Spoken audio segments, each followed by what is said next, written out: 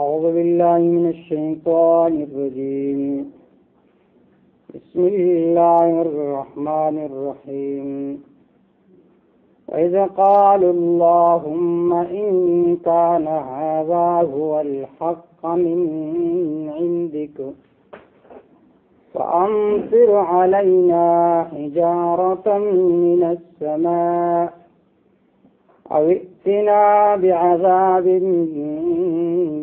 علیم. سورۃ الانفال من شروع کرو. دې سورت کې بنیادی طور باندې دو مضامین ذکر کېدو. یو مضمون الانفال لله، د مال غنیمت د تقسیم اختیار کی واضح الله ته دی. دویم مضمون القتال فی سبیل الله، دا الله تعالی کی جهاد کوي، دا الله تعالی کی جنگ کوي. او د دې مسئلې د پاره څه قوانین ذکر کول.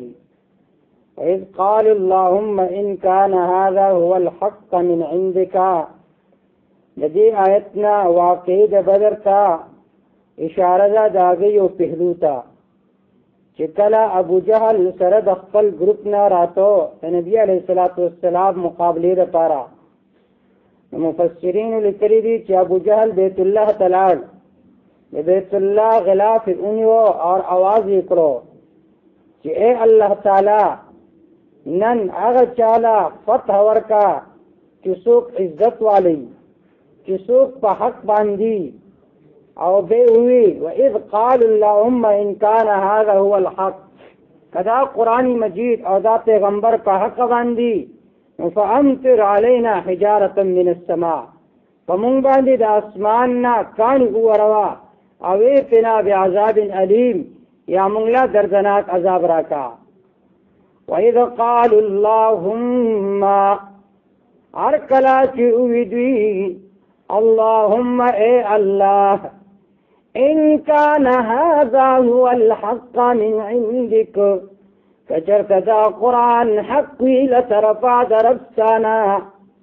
ان كان هذا کچرت دا قرآن، کچرت دا پیغمبر هو الحق حق من عندك استاد طرفنا، فأمطر علينا حجارة من السماء، پس قواروا پمون باندې کانی دبر آسمان ناغ، او ائتنا بعذاب علیم، یا راولا منتاجاب دردنا کو.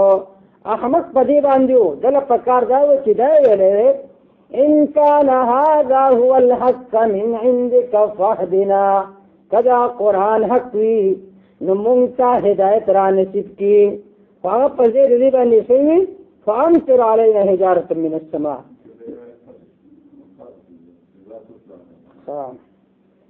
وإذا تتلى عليهم آياتنا قالوا قد سمعنا لو نشاء لقلنا مثل هذا إن هذا إلا أساطير الأولين.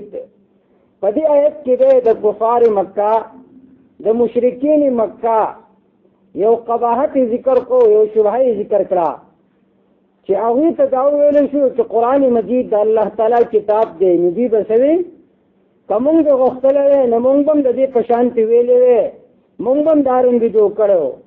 او به کې یو کافر ولګي نظام د قرآن مجید په شانتي آیتونه جوړوم څنګه یو طاهنات طهنا والعاجنات عجنا والخابزات خبزا والنازعات غرقا والناشطات نشطا. دې په مثال ځان سبق اساس جوړ کړو. نو الله تعالی فرمایي د دې شبهه او شکوا چې دې د قرآن مجید نه انکار کوي، وې دا د پوخانو خلقو قصې دي.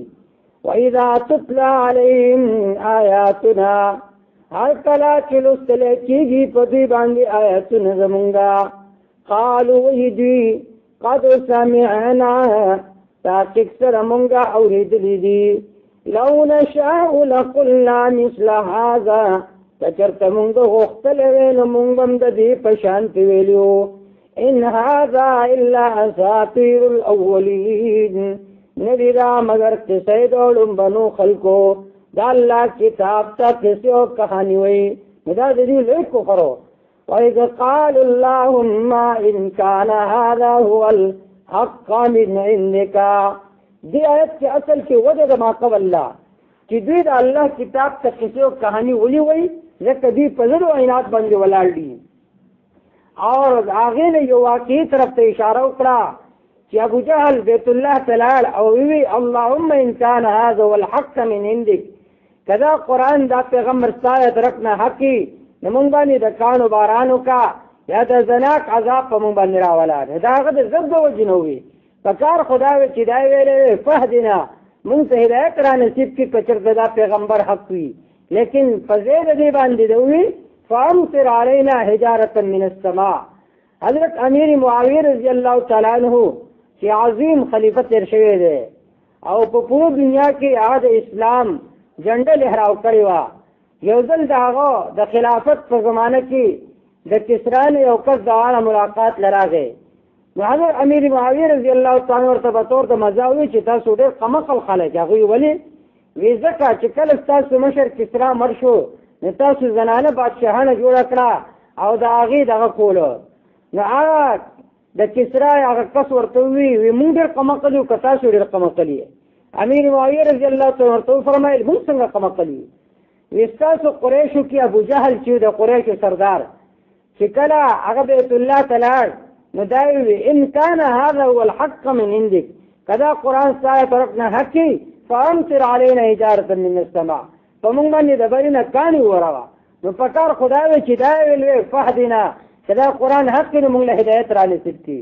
نو قمقل خو هغه چې په ځای د هدایت باندې هغه دا دعا کوله ځان لپاره چې په موږ باندې کانی را وروا.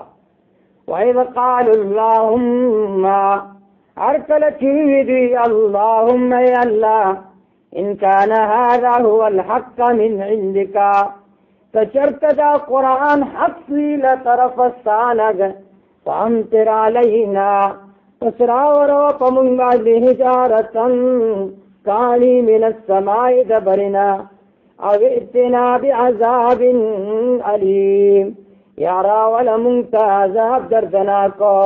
نو اللہ تعالیٰ بے دردناک عذاب رائس فمیدان بدر کی ابو جہل مردار شو.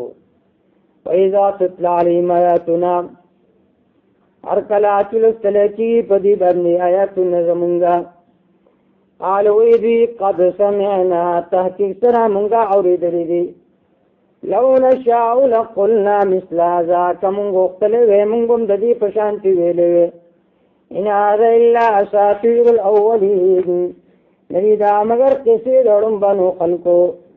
اذ قالوا ہر کلا چوی دی اللہم یا اللہ ان كان هذا هو الحق من عندك، کچرت دا قرآن حق وی استاد طرفنا فامطر علينا اسراور پمنگ باندی حجارتن گٹی من السماء دبرنا اویتنا بعذاب علیم، یا راولی منتا بعذاب علیم عذاب دردنا کو.